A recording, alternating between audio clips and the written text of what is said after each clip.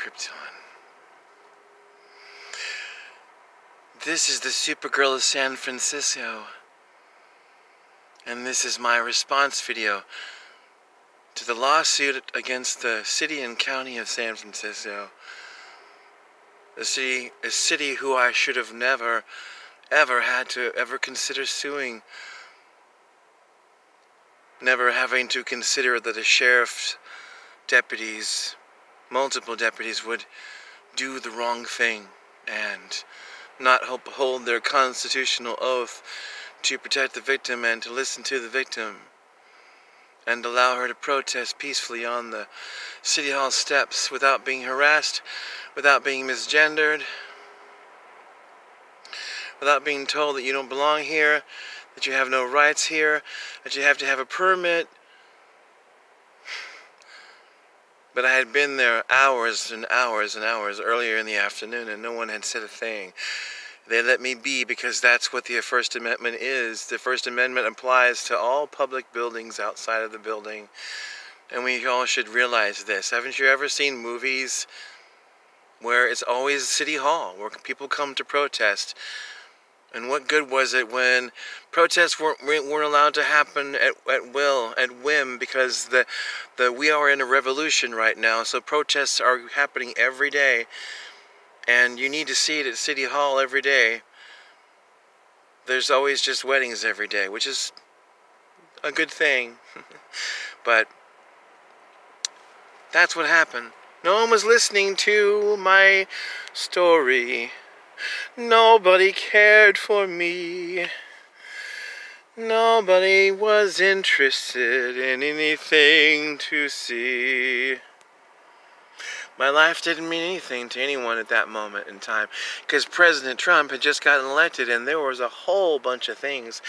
Now, the left to the right, everyone was just smack dab in the Civil War on Twitter and on every social media that you can think of. And in real life, the energy of America just changed like that. And then all of a sudden, we were this alternate version of reality of our original selves. And everything got magnified times 1,000. And then my petty little hate crime, my pitiful, tiny, minuscule, unimportant hate crime that, well, isn't that funny? But it's not funny. I may be a comedian, but it's not funny. And that's what kind of halted my life, was being attacked. So I have to take you forward in time first before I can take you backwards in time. And this is going to be a pretty long video, so if you are not the kind of person who has the patience and understanding if you don't really actually care about making a change, then you're not going to watch this video. But if you do, and I don't care if you're Republican or Democrat or Independent, I don't care, by the way. People are trying to get me in a box about how I feel about humanity. I'm not going to do that. That's wrong. I'm not going to hate, even though I've been hated on. I am not returning any hatred anymore to anyone ever. I refuse to hate now. No more red kryptonite for me. I ain't going to fight that. I don't want that rage. I don't want that hatred. I don't want that. That's what I've been feeling for the last 2 years. Ever since that day that the security guard at St. Mary's Hospital thought it was okay to misgender, laugh behind the back of an injured patient in a hospital who had sought care at that particular hospital, had an injury previous a week before, thinking that I could trust the hospital. And I was wrong. The hospital lost a patient that day, but they also lost their dignity. Dignity Health no more. I'm sorry, Dignity Health, but you guys did me wrong. You let my attacker get away, and now he's going to hurt other women. All because of you and St. Mary's. You knew that was what was going on. I can't believe it. It's just all this time, and you won't acknowledge what happened. And that's what I want the most from all of this. That's why I've been protesting on the City Hall steps. Because nobody was listening. I got lost in the shuffle of all of the other hate crimes. All the pain that all families are... Oh, it was just so much. The ACLU could not help me because they were backed up. And they said my case was too individualized. So we can't help you. They even got mad at me on the phone. I tried to reach out to the media right away. I went to the Castro to protest against the transgender ban in the military. By the way, that's wrong. A person who's transgender doesn't have to take their medicine. They can actually, pick up a gun and go battle if they have to do that. Stop judging someone because of the fact that they take hormones. Come on, that's wrong. It's evil. You call yourself Christ-like and you do that? No, I'm a Christian. Jesus Christ is in my soul. The blood of Christ has always covered me, regardless of what my exterior looks like now and what you think I am. You don't get it. If you really were with God, you would know. Regardless of what name you call God or science, yeah, you'll know. Your mind, you'll see it. You'll make the dots. You'll get that emotional connection. And this goes out. Right now, this is all about... I want to talk to everybody. Conservative, liberal, progressive, PragerU, the Young Turks, Ben Shapiro, Tucker Carlson. I don't care. I will talk to everybody. And anybody on radio, print, social media, YouTube, podcasts. I'm right here. I'm right here to tell you guys about not just me, but what other transgender and people go through so much hatred. And it's coming from our law enforcement now too. And our freedom and our ability to protest peacefully and to actually have true free speech, because those are, by the way, those are God-given rights. Free speech is a God-given right, a universal given right, love-given right, cosmic given right. Cosmic. I don't think you guys grasp the concept of freedom enough these days. You're trying to put everybody in a box and tell them what they can and cannot do. And there's a certain point where that becomes... The box is so small now that I can't even breathe. Let's loosen up the reins on trying to tell another human entity on this planet that everything that they are is wrong. Don't do that. Don't be that human being. Be a better being. Be a better self. Alright? So back to the steps policy. This is what the article is about. So I want to go to the future now and tell you that my encounter with the 3 deputies, Deputy Garrido, Deputy Barry J. Bloom, and Deputy Humphreys, was a very traumatic experience, because instead of getting help, instead of honoring my request to be able to stay there, and I had gotten permission to be on the steps from the previous deputy. He came out and he saw the banner. He saw it. He said, "You know what? That's okay. Just don't put it on the City Hall building." But I asked him specifically. I said, "Can I put this banner on the stairs and then sit on the stairs all night? Is that okay to do that?" And he said, "Okay. Just make sure you don't put it on the building." That's all he was concerned about, was that it don't, because you can't have political stuff inside of the building technically, but the City Hall steps is not inside the building, so it doesn't, there's no law there. So I was just a lone human being, just waiting for the City Hall people to show up. County supervisors, the mayor's office, You know, I wanted to see the county clerk, the Board of Supervisors clerk, the one I sung Happy Birthday to on SF.gov TV.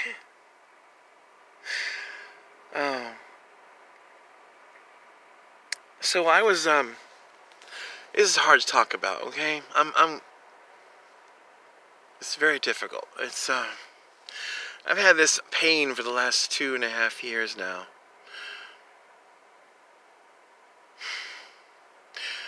I understand how people feel now about not being able to trust peace officers. The blue line is supposed to protect people like me, and it failed this city. God, to quote Arrow. Oh God. You failed this city. SFPD, you failed that city. This city, my city, our city. On that day. January 5th, 2017. I'll never forget it. The day that I was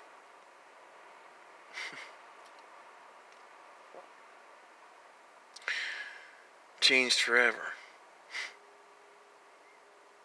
I'm going back and forth between time here because it's the best way for you to hear it. This is going to be longer than I want it to be, but I think it's necessary that I just tell you as much as I can and be as honest as I can because I want to talk to you more about what happened. But I was brutally, viciously attacked by a security guard as he escorted me out of the ER into the parking lot as he discharged me aggressively. As he had just tried to get me in trouble with the doctor and say that, oh, I faked my injury when I really had an injury and I had to scream and shout. And people thought I was trying to get drugs. And because of the opioid crisis, people thought that's what I was there for. Even with the x-rays, even with telling them that I could not walk. Well, at least on that leg.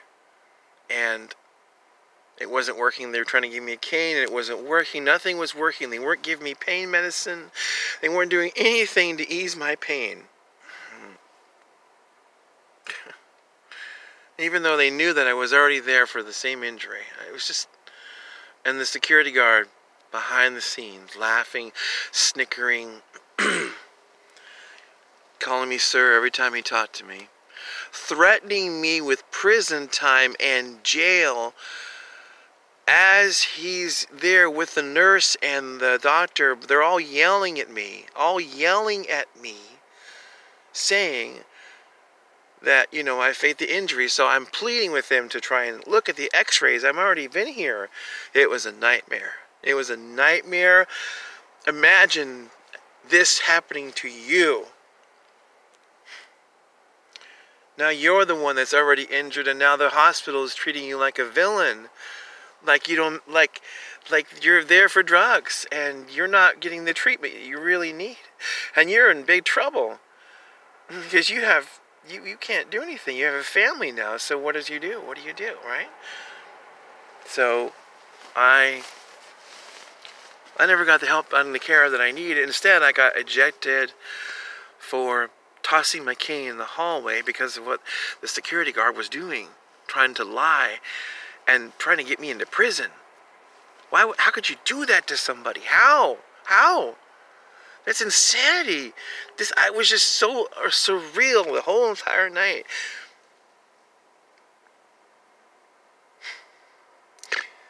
So as I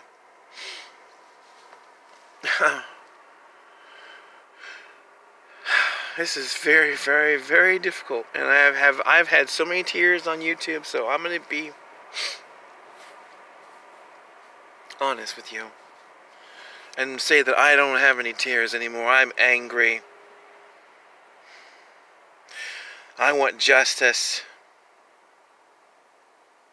This man beat me with my own cane. pulled me out of the wheelchair. And the woman, who was also a hospital employee, helped him to do that and started dragging my legs on the ground up the hill. As I'm in pain and my leg was already injured and they're causing me more pain, and I'm warning them to stop, and I pull my mace out of my purse and I try to mace the security guard, him, the man, my attacker. The woman then looks and says, you know, look out, and then he knocks it out of my hand, and then he takes the cane, he hits me with the cane, and then she almost kind of sort of tries to make him to stop, but she doesn't, and she changes her mind and lets him just do it. Another woman letting another woman just take it from someone who had too much power and authority. A man without responsibility. Someone with no honor. So wrong. So inhuman of a thing to do. Inhuman.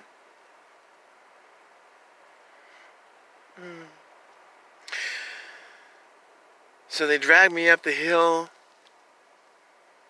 They throw me on the ground. And this is where my back gets a cartilage damage break. And I could feel it. It was so painful. It was even worse. And they broke my knee too.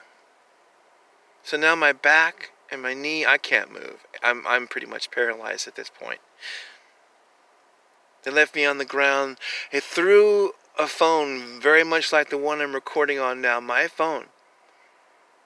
Both of them picking up the phone, smashing it on the ground, adding insult to injury. And that's what that really was.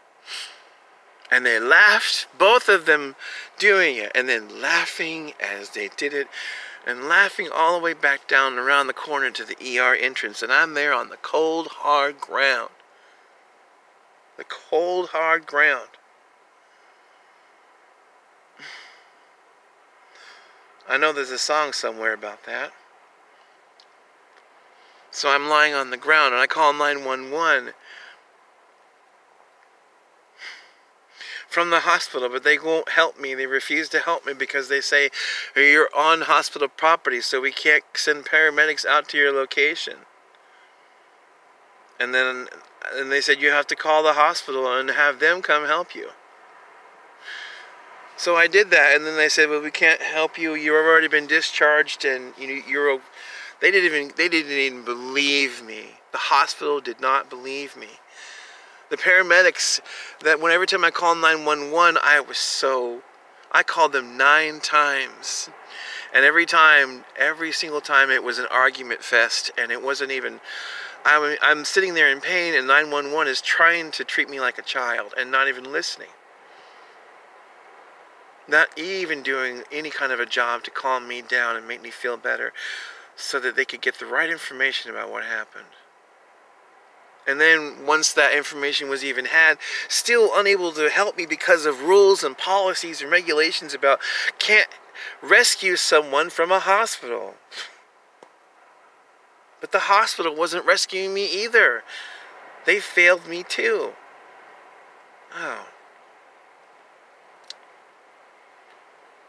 So there's more to this. I don't want to take up your time right now. I want you to just get the gist of it, because there's so much more I need to say. And this affects your rights too. This affects your freedom.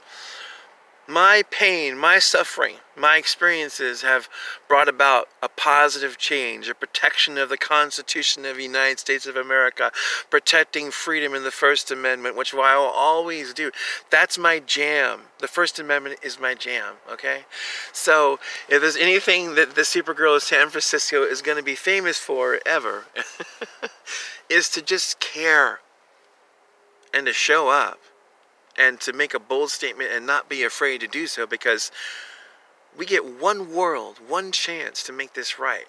One United States, which is now the divided states of America. I'm sorry, but I'm not going to give up on America. I won't do that. And I hope you won't either.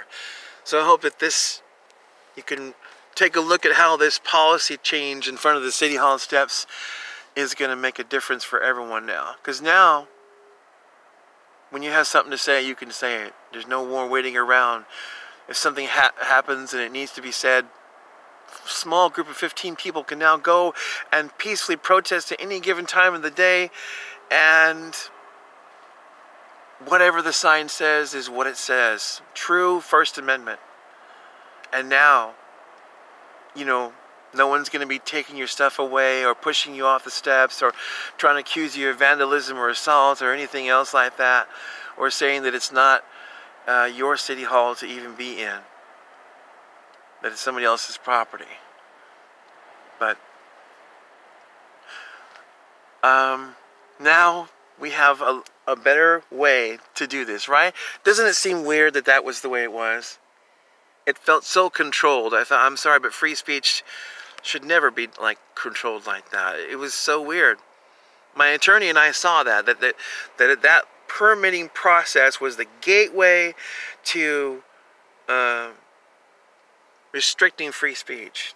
Like, but in not just like, you know, there's such a thing as decorum and being honorable towards other humans, but like restricting like ideas about how to challenge things because we don't like this idea, we're just going to not let you get the... That's what they've been doing with some of these, unfortunately. They've been doing that, and that's wrong. That's not how you unify the people. Right now, we need to start offering love, respect, and understanding. A trinity, a triangle of unity. Without that, we're never going to make this. We're never going to do anything that we're already doing now, which is to continue to fight. But everyone's got a different idea about what is the good fight to fight. Whatever brings people joy and peace and contentment and allows them to be truly free. That's all that matters. And if we're not doing that right now at all, and that needs to change. We need to bring our groove back, San Francisco, and we need to share that joy with the rest of the world. I want people to start coming to San Francisco, and I want people to be excited about it. And I got some ideas to make that happen, but that's for another time.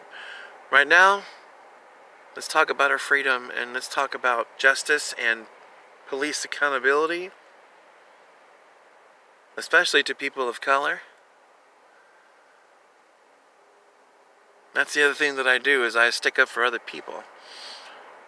I'm sticking up for someone called Alicia Grayson. You might know her as the mother of Nia Wilson. I'm in court all the time, except for the last week, to make myself known that I'm listening and I'm watching. I'm paying attention. And everyone should be as well.